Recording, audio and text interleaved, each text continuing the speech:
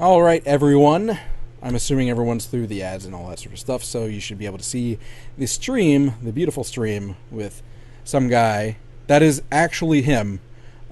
He was born with a genetic defect that makes him look pixelated. He is talking about the Scourge. It's a Scourge of AAA, and why the Death of Adventure games are the best thing that ever happened to it. You can check him out on YouTube, by the way. The channel is down there, but you can just search SomeGuyPC on YouTube and find his channel that way. I hope you enjoy. Take it away. Hello, world. This is very exciting. Anywho, I'm some guy. I'm the dude here in this picture. I even made a fancy cardboard sign for this very special occasion. But anywho, I'm here today to talk about adventure games, their death, and why it was a good thing. Now, for those of you that don't know what the hell I'm talking about, let's see. I got a little thing right here. This is Indiana Jones and the Last Crusade, made by Lucasfilms. It's an adventure game where you play as Indiana Jones. And that's pretty much the type of games I'm going to be talking about here, the classic graphical point-and-click adventure games. And believe it or not, there used to be a time, especially in the late 80s to mid-90s, where these games dominated the PC gaming landscape. There was basically... Oh, yeah, this is such a great intro. But yeah, Ron Gilbert, I'm pretty sure some of you guys know who he is. He got his career started off making these types of games. But anywho, I'm already winging it, so let's get to my point. There used to be two big developers, LucasArts and Sierra Online, that made these types of games. And these were pretty much the I can't even talk right now. The ultimate developers of the early PC gaming scene. Basically, if you play computer games, odds are you owned a game made by one of these two cats. And essentially, that was the state of affairs until about the mid-90s, where then all of a sudden, nobody liked adventure games. But before that, they were really, really popular. I mean, I think it's very hard for people to understand just how big adventure games were in the early 90s, late 80s. I mean, they were everywhere. You got like fancy ads like this, praising King's Quest IV. It's like, as the phenomenon that's going to continue. And these games did sell very, very well. And you would often see them on the cover of magazines like PC Gamer. They're everywhere. And people seem to buy them. Some of the best-selling games at the time were these types of games, the classic point-and-clicks. But anywho, they also were just more than popular. They tended to be technical showpieces, like this. I know it may be hard to believe, this is the seventh guest right here, but this game supposedly, single-handedly, increased the sales of CD-ROM drives by 300% upon its release. I know it does not seem very impressive nowadays, but yeah, this game right here increased CD-ROM sales by 300%. So in many ways, adventure games were the killer apps of their day. And they would showcase the latest in graphics, the latest in sound, the latest in just about anything that was going on in PC gaming at the time. But over the years, they just kind of faded away. Although they did have one big final send-off, I would say. And that's the old Myst right here. This was a best-selling PC game until 2002, when The Sims finally knocked it off of its pedestal. So for over a decade, Myst was the #1 selling PC game of all time. Although it's not quite a traditional point-and-click, it still bears saying that adventure games, again, used to be a big deal. And I know I'm repeating myself a lot, but I just kind of want to drive that home because these games used to be really popular, and then towards the turn of the century, they just kind of disappeared. And then everyone started doing autopsies on it. And I always love it because the death of adventure games has had so much digital ink spilled out. Like right here. I'm pretty sure some of you guys have probably heard this before, but it's from Old Man Murray. Who killed adventure games? I think it's pretty clear at this point that adventure games committed suicide. And here's my personal favorite from what games are. It's a site about game development and game design, and this is what they have to say about adventure games. Although adventure games were bad as games, they were great visions of what games might be. They had their time. They were outclassed by much better games, yet the desire to make them something larger and deeper is one that should never be forgotten. I know it sounds so polite and caring. But yeah, basically adventure games went from being very popular to essentially developing a pretty solid, I don't want to call it hate 'em, but pretty much everyone just said, hey, they're dead now. And it happened overnight. You go from Myst being the best-selling games to Old Man Murray saying, hey, everybody, the genre's dead and it was terrible. And I find this to be incredibly fascinating. And you can see how much the industry changed from the release of the first Monkey Island to the last Monkey Island. In between, you saw the 3D revolution, you saw the FMV craze, you saw a lot of interesting things happening in the industry. But one thing I'd like to point out, DSEX. I don't know if you guys are familiar with it, but this game was pretty damn awesome at its time. Very revolutionary. It was a first-person game where you could basically do a lot of nifty stuff. When this game came out in 2000, you know what else came out? Yeah, Escape from Monkey Island, which seems rather quaint and antiquated by the standards being set now by games like DSEX and the industry. And I know a lot of people often will cite this lack of innovation for the reasons why adventure games died. I mean, just look at it. We have a traditional point and click coming out in the same year as a revolutionary first-person RPG shooter. It also doesn't help matters, too, that by the year 2000, or at least 2001, the two big developers, Sierra Online and LucasArts, had stopped making adventure games. For the most part, people said the market had spoken, that adventure games just struggled in this new 3D first-person shooter market, and the audience had pretty much left them. And for the most part, this has appeared to be the norm, that adventure games just for whatever reason could never adapt to the third dimension, which is why they died. Look, 3D, fancy, I know. But there's also another thing that I think a lot of people don't bring up about the death of adventure games that I think is worth at least talking about. And that's the fact that they were popular. I know that sounds kind of weird to bring it up, but it bears repeating. When something's popular, people are going to jump on it, bandwagon, do whatever you would say. But I always like to point this out because it's a fun little tidbit about just how big adventure games were. You know the guys who made Painkiller? It's a pretty well-known, old-school first-person shooter. It might be hard to believe, but they actually started their career out making adventure games in Poland. The same guys who made this game, actually, they've made more adventure games in their career than first-person shooters. And that's pretty incredible. But that also just points out how there was a time in video game development where if you were going to make a game, you could see yourself making an adventure game just because, well, it's the popular genre of the time. Kind of like how nowadays, hey, you want to make a game? Well, let's make some sort of crafting game. It was just what was popular, so people made it to basically make money. And there's nothing really inherently wrong with that. It's just the problem is adventure games aren't quite like other games. You see, most adventure games, there's not so much in the way of gameplay. There just tends to be... Uh-oh, my PowerPoint died. Oh, well. We'll wing it, folks. Hold on.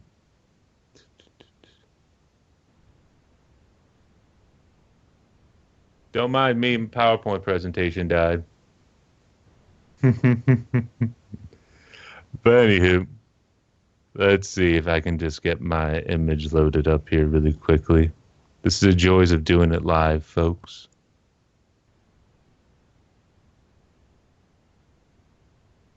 Here we go. Well, let's stick to this because, oh well, no more fancy images. I guess I flew too close to the sun. But anywho, where was I? But yeah, Adventure games used to be pretty damn popular, and a lot of people were making them. But the problem is with an adventure game, unlike most games, they're not so much about gameplay. What they're really about is story and puzzles. Basically, you play as a guy or a gal in a world where you explore, you talk to other people, and you pick up basically everything that isn't nailed down. Now, in and of itself, it's incredibly simple just from a gameplay standpoint to make these kinds of games. You have your little point-and-click interface, you create some rooms, you create some puzzles, you have some characters, and even add some voice acting if you can afford it. But the problem is, though, if any one of those elements kind of suck, your whole game's going to kind of suck. Basically, a mediocre adventure game is not the same as, say, a mediocre first-person shooter. A mediocre adventure game could prove to be incredibly frustrating because of bad puzzle design. So when you have a bunch of people jumping in on a genre just because it's popular, you're going to end up with a bunch of games that frankly aren't very good. And that was a problem that adventure game was having towards the mid-90s. Basically, a lot of people had thrown their hat into the ring and made, frankly, a bunch of crappy games. A bunch of games that did not survive the test of time. Like we all know about Sierra and we all know about LucasArts. And for all their flaws, the reasons why we know about these guys is because they're good. But we don't know about all the tens of dozens of other developers that made games that, frankly, were not very good. Games like Teen Agent. But that's kind of the point right there. You have market saturation with any genre. Like right now, the crafting, building things genre is huge. And eventually people are going to get tired of it. And eventually people are going to get sick of all the little crappy Me Too games that come out. And the same exact thing happened to adventure games. Kind of weird not being able to do this with any slides. But what also bears repeating, too, about adventure games is that the two big developers, or at least Sierra Online, they invested a lot of time and resources into FMV games. Hell, the whole genre did. I think it's kind of hard to understand nowadays, but FMV, at least at one point, was considered the future of video games. Because 3D graphics were very primitive, and the top-of-the-line graphics at the time were mostly 2D sprites, just roaming around the screen. But then you have something called full motion video, where you actually have real people navigating the digital landscape. And it seemed really damn impressive. And it was a great way to get around the primitive 3D graphics of the time. Just have a dude, all pixelated, mind you, from the compression needed, but just have him on the screen talking and acting. And people thought it was going to be the next big thing. But it was just a fad. But unfortunately, a lot of time and a lot of resources were spent on developing these FMV games that instead could have been used to develop, well, 3D adventure games. Trollobite, the guys that made The Seventh Guest, one of the best-selling FMV games of all time, by the time they got around to making their sequel, pretty much the market fell out. Their sales were pretty much cut in half. And there's actually a great thing about the whole development of that game, The 11th Hour. GameSpot used to have it up. I'm pretty sure you can find a little cache of it on Google. But nevertheless, it basically, from the moment they released The Seventh Guest to The 11th Hour, that little 4-year period, FMV games had died. But by that point, too, 4 years of development had roughly been lost. There was going to be no 3D aspects. It was just going to be another FMV game that, frankly, people just didn't care about anymore. But anywho, that's just another reason why adventure games kind of declined. A lot of developers did spend way too much time in the FMV scene. And since my PowerPoint's broken, I can't show you any of the corny FMV games. But yeah, I think you guys know what I'm talking about. But anywho, it wasn't like adventure games could never really cope with 3D. In fact, there was a bunch of innovative 3D adventure games that came out beyond Grim Fandango. In particular, I always like to talk about Blade Runner. They actually did make a PC game version of Blade Runner, which now is unfortunately very obscure, because in order to get the game to run without 3D accelerators, they didn't use voxel graphics. So Westwood, the people that made Blade Runner, basically invented their whole new game engine with really interesting looking graphics. But nevertheless, it was arguably one of the first full 3D adventure games. The world was 3D, the character could navigate it in a kind of three-dimensional way. But what was also really compelling about the game was that it had a bunch of features that could have christened a new era of modern 3D adventure gaming. The game took place in real time. 1 minute in the game was the same as 1 minute in real life. And that actually mattered because it was an investigation game. So at certain points in time, certain characters would be in certain places, and you'd actually have to talk to them, investigate. You'd have to be careful what you said, because if you say the wrong thing, they're going to get mad at you and not talk to you. And there still was typical adventure gamey stuff where you pick up things, but that kind of makes more sense when you're investigating a crime scene. But nevertheless, it was very innovative, and it did sell very well. In fact, it sold over 1 million copies. And we're talking about late 90s here. We have an adventure game, a 3D one, that comes out that sells 1 million copies, and you would think that would mean that the genre is doing pretty well. And then there was other games coming out, too, in the late 90s around the supposed death of adventure games. Games like Shadow of Memories for the PlayStation, which was a Japanese adventure game. And then you also have games like Runaway, a road adventure. A game that sold over 1 million copies, and a game that I've never met a person who liked. For real, we have $1 million selling game coming out in 2001, $1 million selling adventure game. But the funny thing is, this game never even got imported over to America. Yeah. So this is just European sales alone. So that's another thing about the death of adventure games, too. It's a distinctly American phenomenon, where people keep citing, oh, the low sales of adventure games in America. Oh, the two big developers, Sierra and LucasArts, they stopped making adventure games. So, the genre's dead now. Well, this was a rather distinct and uniquely American phenomenon.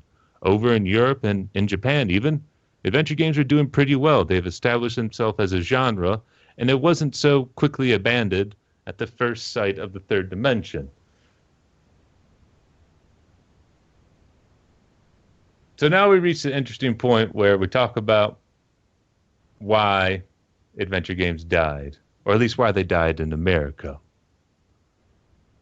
The thing is about game development, especially in the turn of the last century, is how much it had radically changed from, well, the 90s. Gone were the era of guys just basically coding in their basement. Just dudes making games, and gals. Yeah, most of the big adventure game developers and designers, Jen Jensen, Roberta Williams, yeah, those are women. So it's kind of actually inclusive. But the point still stands. A lot of early game development was very small, very intimate. Basically, you had teams of about, well, a dozen people or so making AAA games in that era. But then once you have the advent of 3D, and once you have the advent of bigger corporations coming into the video game scene, well, the teams balloon and expand. And there's actually games made nowadays where you could actually have thousands of people working on it. I know that sounds crazy, but it can happen with a combination of all the different studios and marketing departments and everything. But yeah, basically there was a point in, I'm trying to remember the exact date, but basically in the late 90s, just about every year, video game developers' budgets almost had to balloon in size by doubling. So you spend $1 million on a AAA game in 1995. Well, to get that same level of quality in the year 2000, you're going to end up spending about $20 million. And then by nowadays, you're talking about games that have ballooned in budgets to the point where it's hundreds of millions of dollars. And the funny thing, too, is about video game budgets, is that unlike with movie budgets, when you say, oh, this game costs $500 million to make, what they're also including is the marketing budget. And that's where we really get to the point of the death of adventure games. Marketers taking over the industry. Now, it's pretty well known nowadays that marketing is absolutely crucial in video games. Now, they've always been important, but back in the day, in the era before the internet, you really only had to worry about, well, few retailers and magazines. So your marketing was pretty much, hey, we're going to put an ad in a magazine. We may do some promos at some stores, but it's not quite like it is nowadays. where you have huge marketing stunts pulled off by so many different developers. Like with the launch of Battlefield 3 in 2011, not only was it advertised in newspapers, television, billboards, online, no doubt reviews paid for, the publishers threw these glitzy launch parties where they would have all sorts of weird, kitschy Battlefield stuff and pull stunts like driving a tank down the middle of a street to promote the game. Now, I have no idea how this gets more people to buy your game, but it's something they do. Basically, the marketing departments pretty much run modern video game development. And if you don't believe me, just simply look at the most anticipated lists of any year since about 2005, and you'll see that the majority of the games coming out are remakes, sequels, reboots, or certain indie games or certain games that are following the latest trend or gimmick of the time. And that's basically marketing right there for you guys. Marketers are a very conservative yet reactionary bunch. And once budgets began to balloon in size, well, CEOs and companies were worried about not making profits. So they brought in the marketers because everyone kind of has this weird notion that marketing's a science and that if you do it just right, you can somehow make back all your money. All right. It's just weird not being able to do this without my PowerPoint. But anyway, have you guys seen the Battlefield 1 trailer? I was bringing this up as a little bit of a segue because I think it's just hilarious that Battlefield 1 has become one of the most anticipated games, not because of anything revolutionary it's doing gameplay-wise. It's just in World War I. It's basically like, it looks like a lot of the other Battlefield games, at least a lot of the other modern Battlefield games, but it has a new skin on it, and people love it. And it's amazing. And the funny thing, too, is there's actually a lot of really interesting things that came out surrounding the development of Battlefield 1 that I think highlight what's going on in the AAA industry and, well, why adventure games ended up dying as AAA properties. Basically, Battlefield 1 almost didn't happen, the most anticipated game of the year, because the bigwigs at EA were actually worried that kids, I kid you not, kids wouldn't know about World War I. And DICE actually had to fight with EA to be like, hey, you know, World War I's kind of a big deal. People aren't stupid. They know about it. And they're like, oh, I don't know, guys. We got to think about our younger demographic who may not know what the hell we're talking about. And I just find that to be incredible. That's basically the people who are in charge of the AAA industry right now are people who are worried that kids don't know about World War I when you're marketing your mature shooter to young kids, in particular young boys. Let's not split hairs here. That's who makes the money a lot in this industry, or at least that's what the marketers think. They're not really that much into diversity. But this is actually a surprisingly good thing, at least for adventure games. See, adventure games have always been about story over gameplay.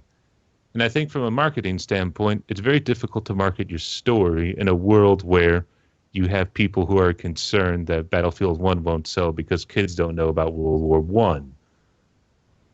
And it's surprisingly inhuman AAA game development, too. Like, again, Battlefield 1. Do you know the name of a single person that's working on that game? In fact, any modern AAA game. Is there, outside of Sid Meier's, is there any human that's actually associated with these AAA titles? I mean, I'm not trying to be cavalier or anything, but I honestly can't think of really any big modern names. Like, I can think of names that go back to the earlier era of computer game development, but I can't think of any contemporaries right now that are working besides indie guys like, well, Notch or, well, anybody like that. But that's kind of the state of AAA gaming. They're mostly intellectual properties. Like, again, going with Battlefield 1. It's a brand that they're selling. They're saying, hey, guys, we're taking this familiar thing and we're putting it in a new era. And that doesn't quite work with adventure games. Now, sure, a lot of adventure games had a lot of sequels. Like you had your multiple versions of Monkey Island and your multiple King's Quest games and all that. But those were more like novels. Those were actual sequels to a game that advanced the plot. You couldn't really just reskin King's Quest 1 and put it in a World War I atmosphere and sell it again as the same game. It just doesn't work that way. Adventure games require a certain level of game design and a certain development cycle that frankly doesn't quite fit really well in with the modern AAA scene. Anyway, I'm getting really, really ahead of myself. Anywho, I'm here to say why it's actually a very good thing that adventure games died as AAA properties. Now, the weird thing again about adventure games is that they're actually a weird way to have meaningful communication with a person. Like, just think about it. There's a person who is writing something, like a novel, and then they're putting those sprites around it, and then they're surrounding puzzles with that. And you can actually have a very detailed interpersonal communication here. You can really put a lot of yourself into these games. Now, of course, you can do this with any games, but with adventure games, it's a little bit more obvious because you can write yourself in as a character. You can create puzzles that pertain to your personal life and experiences. And in a weird way, you can actually make a very personal game via adventure games. You can look at the Blackwell series. You can look at a Golden Wake. You can look at even rehashes of adventure RPG games like Infamous Quests. And you can see a lot of real distinct things here. No two adventure games are really alike because, well, they're not the same writers working on it, and it's not the same artists. They all have a distinctly different flair to them. And the weird thing is, too, at least a lot of early adventure games, we have to bear in mind that a lot of them were designed to justify the latest in technology, too. Now, you don't really have to worry about this so much in modern adventure games because you're no longer hamstringed by having to include the latest technology in your game. You can go back to the early 90s and make your game look like it came out in 1989, and people will probably buy it who are adventure game fans. So this is incredibly liberating from the point of a developer. You don't have to worry about a lot of modern things that require big budgets and big development time. An indie adventure game developer can realistically make a full-length game with a team of under 5 people in 1 year and turn a profit. I mean, that's pretty much how Wadget Eye has been operating since the Shiva. And that's what's really good about it, too. Because no longer hamstringed by AAA development, adventure games pretty much now are free to do whatever they want. You can make an adventure game basically about anything. And trust me, I've seen a lot of really weird adventure games about a lot of strange topics out there. But again, since it's so accessible and so easy for anyone to develop these type of games, you see strange ideas out there that actually work. There's this one game, it's a French game, and I wish I could say it right. It's called like Desier, something like that. And basically, it's a game about a young man who's struggling with his sexuality and whose friends have really interesting sexual fetishes. And it's a type of game that no AAA developer would ever back. I mean, think about what the children would think about a game that includes things like bestiality in it. And I know it sounds like it's extremely graphic, but it's really not. It's just a very mature game that, frankly, could not possibly be made by a AAA developer. And a lot of contemporary adventure games really couldn't be made by big-time developers because a lot of them are about things that, frankly, at least modern big-budget games don't really care about. They feature, well, mostly stories about mysteries pertaining to people's like friends and family. They also have a lot of female protagonists in it. And furthermore, they're actually very, very, very accessible when compared to most other contemporary games. Basically, if you've played one adventure game and you pretty much know what you're doing there, you can more or less jump to any other adventure game. And because of that ease of accessibility, it kind of opens itself up to a lot of people. Yeah, someone talking about Dropsy in the chat.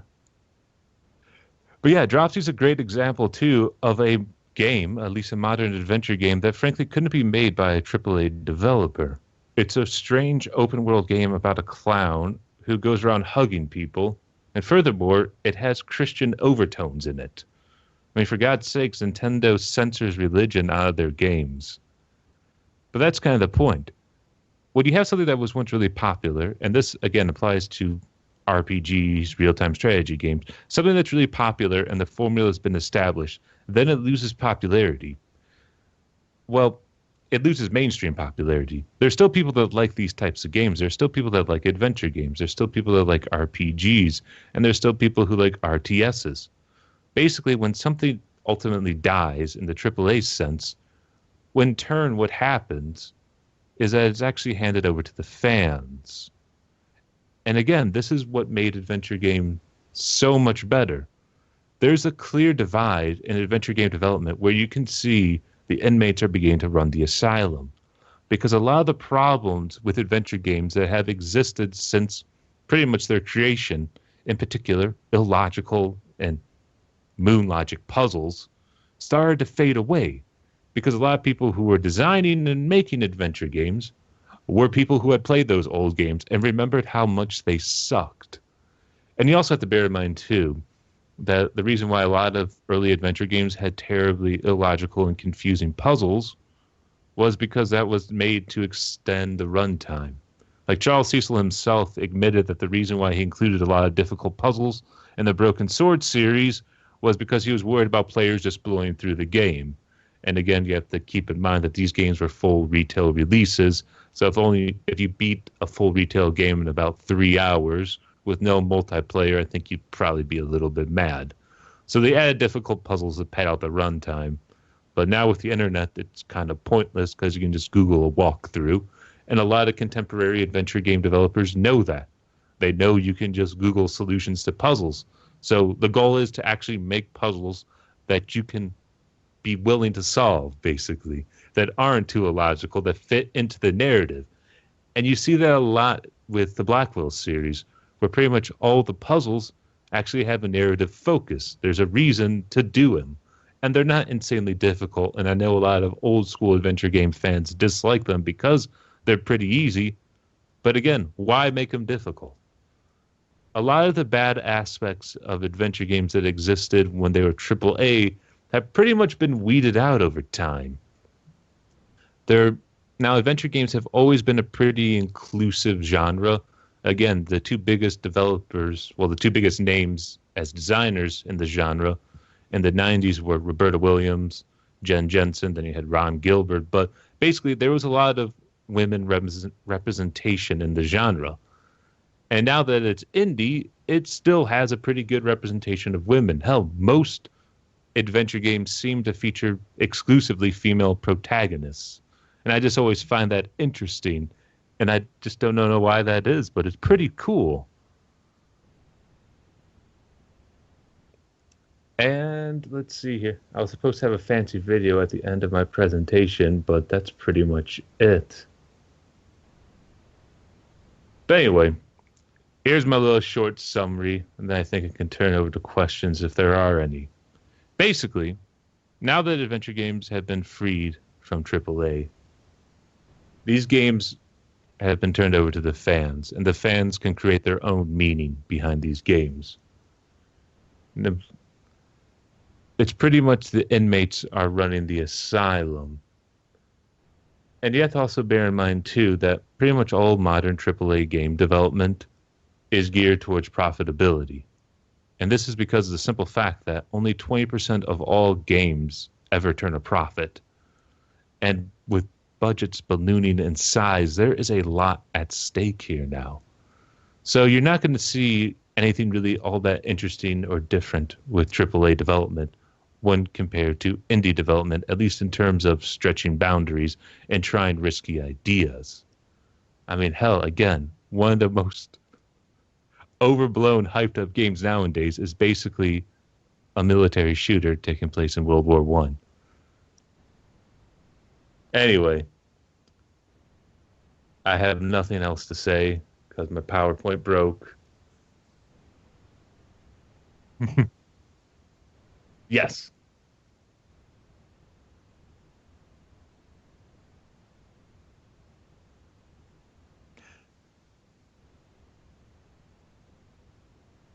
Yes and no. Because you still have to bear in mind that back in the day, these games still were heavily profit-driven. But at the same time, too, there was more of a hacker culture that existed with a lot of early game development, where basically the big wigs had no idea what they were doing.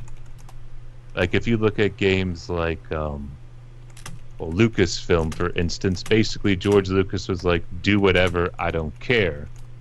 But then later on, once the games got more sophisticated and video games became a bigger deal, yeah, they kind of reined them in. My mic was muted when I read you the question, but that's what he was responding to was Rev's question in the chat. That's all I did was read him the question. Any other questions for SomeGuy regarding the death of indie games? Or not indie games, but adventure games is what I'm trying to say. What would you... Sorry, I had my mic muted as well, and it was taken away. What would you say was your favorite adventure game, period? Whether it was back in the day or current. Favorite adventure game? Probably Blade Runner. Blade Runner? Mm. Second favorite? I'd just probably say any Wadget Eye game. Oh, well Like, played. it's anyone. Except, well, there's a few that kind of stink, but any of their traditional AGS works pretty good. So what do I mean? Okay. So you're like the older Wadget Eye stuff? Because I mean, like I thought Shardlight was fantastic up to the point that I got stuck, and then Techno Babylon. Both of the stories actually, because that's what I mean. I'm in it for mostly narrative. I mean, that's what it is. Not necessarily the puzzles, but both of those stories in those games I thought were really deep and good. Yeah. And that's kind of what's happened a lot with adventure games.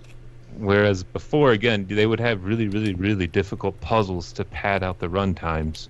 And nowadays, you don't have to do that anymore because it just frankly won't work with the internet. Right.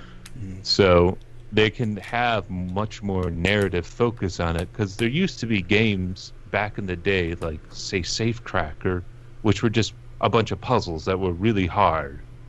And they would have the faintest of narratives surrounding the games. But you just can't really do that anymore, unless it's, well, like, say, an iOS game or something like that, where it's meant to be played in short bursts, have a puzzle, here's a loose narrative. So, what's a newer upcoming genre? This is from our audience. What new genre do you think takes more from the adventure game genre? And I was trying or to takes that, like the spiritual successor to that. so genre, inspiration from there you go. Probably there's two different little divergence right now. There's the Telltale style of games, where basically it's all narrative focused. There isn't a puzzle, and there's like zero gameplay. And then you have the walking simulators, which are all about exploration and immersion. And pretty much those are taking a couple of the core aspects of adventure games and just kind of whittling out all the fluff. So here's a question that I have. What, as far as like the upcoming adventure games, do you think that there's room for innovation, and if there is, what kind of mechanics would you think would work well, or would you want to see in a new adventure game? Well, if you really have the money for it, you could make a big open world adventure game. You could, with no combat, basically based purely on exploration. Well, that's what if you were here when Chuck did his panel, one of the guys from Myst, and he's making Zed. That's what that is: non-violent, all adventure and narrative. So I think that's something to look forward to then. Yeah, and you see it with games like Dropsy too, where it is an open world, where there's no linearity. Yeah, sure, there's ways to solve the puzzles; those are fixed. But how you arrive at them is however you want to. You can just stumble across things and then solve the puzzles or interact with the characters. And that's probably the future to some extent. But I think there's also, with phones and iOS and the like, having a nice linear experience works very well on the mobile platform, because you can kind of remember where you are. Would you consider like speaking of mobile games, would you consider like an escape the room type of thing an adventure game, like a version of it? Oh yeah, it definitely is. I mean, it's pretty much any game where you're a protagonist and it's basically narrative focused, and there's puzzles and no combat. That's more or less that's probably an adventure game, I would say.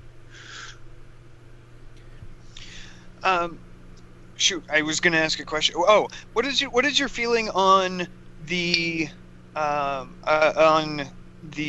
old school adventure game developers returning to their roots, kind of like you've got Double Fine that's coming back, and they're kind of doing stuff like that, and we're seeing a lot of the big names from back in the day that are now spinning out into their own, or trying to build a team to return to that. A lot of Kickstarter stuff.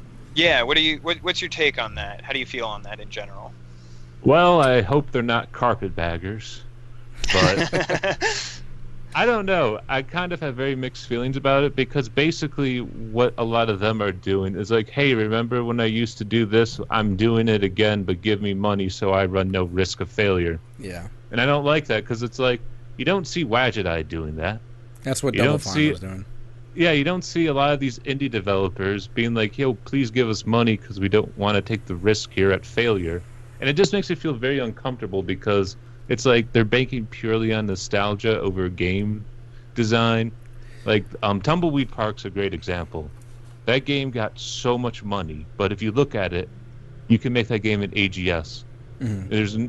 There's nothing extraordinary about it. It's not pushing any boundaries. It's just basically, hey, remember when we used to work for LucasArts? Well, boom, it's 1989 all over again. Fans, give us hundreds of thousands of dollars that we're not... How can you even spend all that money on a game that simplistic? Just really eeks me. And these guys do have money. They've made a bunch of games. So It just kind of makes me feel very, very uncomfortable, because it just seems like they're like, oh, hey, this thing's popular. I used to make this thing. I'm going to throw my hat back in the ring, and hopefully it'll fill up with money. And it will, but it won't fill everybody else's hats up with a good game. No, and also there's no guarantee that the people who get these games, these nostalgia bait games for lack of a better word, are going to play any other adventure game. They're just going to be like, oh, I remember when I was young and I used to play these games because they were popular. Oh, I'll play this one, but not really explore the genre nowadays and notice, well, hey, it's the same game that was back in the day. Matei, Retronator in the chat, he said he's wearing a Thimbleweed Park t-shirt right now. Oh, yeah. Again, I hope it's good. I don't dislike the idea of it, but I just can't help but be extremely cynical because, well, there's nothing wrong with being cynical. I'd rather be wrong about it than gale my hype up about it. But yeah, I've always felt very uncomfortable with what Dave Gilbert and a lot of these guys were doing. Not Dave Gilbert, Ron Gilbert. Tim Schafer. I've always felt a little bit uncomfortable just because I don't see why they can't do it without all the money. David in the chat wants to know, unless you answered it earlier because he missed a thing and I was actually eating, so I'm not sure. So speaking of early games, he wants to know your thoughts on like old classic Scott Adams adventures, like how you feel about them. Those were awesome. Like interactive fiction in general, like things like that. Probably.